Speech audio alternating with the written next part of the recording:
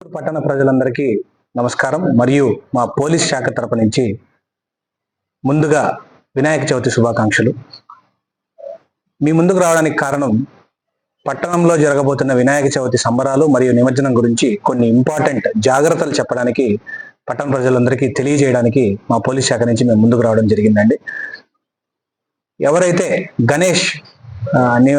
గణేష్ యొక్క విగ్రహాలను ఎవరైతే పెడుతున్నారో వారు ఖచ్చితంగా పర్మిషన్స్ ప్రాపర్గా తీసుకొని ganeshutshav.net లో వివరాలన్నీ ఫిలప్ చేసి రిసిప్ట్ పొందవలసిందిగా కోరుకుంటున్నాము.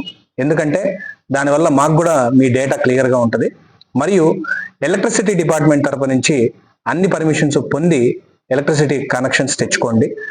ఎట్టి పరిస్థితుల్లోనూ కరెంటు షాక్ కొట్టే విధంగా కరెంటు వైర్లను కానీ లేదంటే వస్తువులను కానీ బయట పెట్టకండి.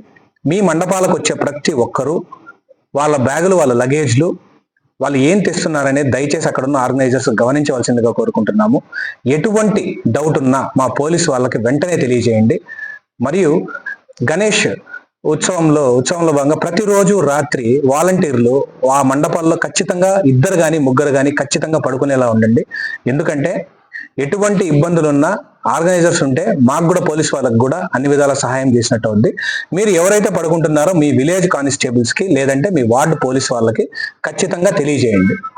అంతేకాకుండా మండపానికి తెచ్చే ముందు గణేషుల్ని డీజేలు పెట్టుకుంటూ క్రాకర్స్ పెట్టుకుంటూ ఎగరడం తప్పండి.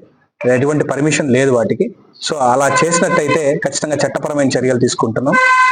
ద సేమ్ టైం నిమజ్జనం రోజున అన్ని జాగ్రత్తలు పాటించవలసిందిగా కోరుకుంటున్నా. హిందూపూర్లో సెప్టెంబర్ 4వ తేదీ నిమజ్జనం అనేది ఉంటుంది. త్వరగా పోలీస్ వాళ్ళకి కోఆపరేట్ చేస్తూ విగ్రహాలని ముందుగా కదిలించి నిమజ్జనంలో భాగంగా కూడా మంచి కండిషన్ ఉన్న వెహికల్స్ ని వాడవలసిందిగా కోరుకుంటున్నాం. అంతేగాని వెహికల్స్ పాడైందని లేదంటే పంచర్ అయిందని కానీ లేదంటే ఏదో టెక్నికల్ ప్రాబ్లం వచ్చి కావాలని అక్కడ జాప్యం జరిపి పండగలో